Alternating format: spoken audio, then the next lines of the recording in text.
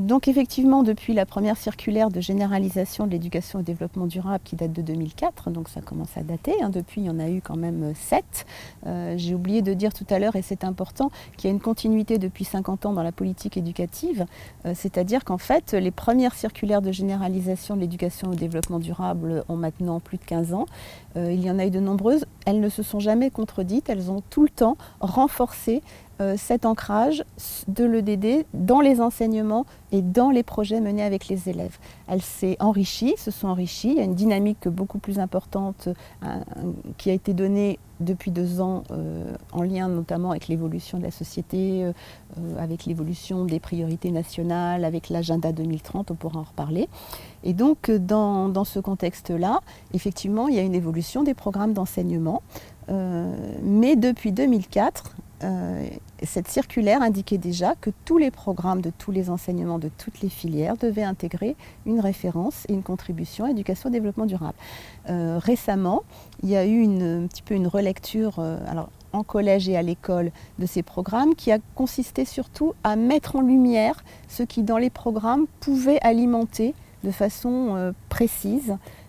plus directe, les réflexions sur les changements climatiques et sur la biodiversité. Donc ça a eu vocation à amener aussi à préciser ce que chaque champ disciplinaire apportait. Parce que sinon c'est un peu inclus au fil de l'eau dans les programmes. Donc là, l'objectif a été de le donner à voir avec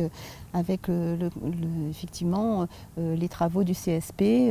qui ont contribué suite aux auditions à ça. Et donc l'idée c'est de vraiment rendre visible, notamment pour ceux qui ne sont pas de ce champ disciplinaire-là, ce que la discipline apporte, ce qui est important puisque c'est pas une discipline qui va contribuer à l'EDD, on vise une vision systémique, on vise la possibilité d'une approche globale, d'une analyse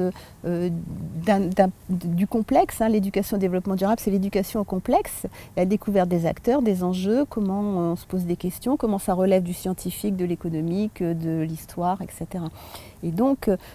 pour les nouveaux programmes de lycée aussi, l'accent a été mis, on a renforcé dans la plupart des champs disciplinaires, dans tous les champs disciplinaires, les références. Alors, particulièrement dans certaines disciplines, je pense aux SVT qui sont en première ligne notamment, où il y a carrément un tiers du programme à chaque fois, seconde, première, terminale, dédié aux enjeux environnementaux, collège aussi, mais bien évidemment ça concerne l'ensemble des disciplines. Donc il y a à la fois l'évolution des programmes, mais beaucoup aussi la lisibilité qu'on donne de ce qu'il y a dans les programmes, à la fois aux autres champs disciplinaires, aux autres catégories professionnelles de l'établissement, aux partenaires, aux parents. Enfin, c'est quelque chose qui est un enjeu important en ce moment et qui, c'est quand même quelque chose à souligner.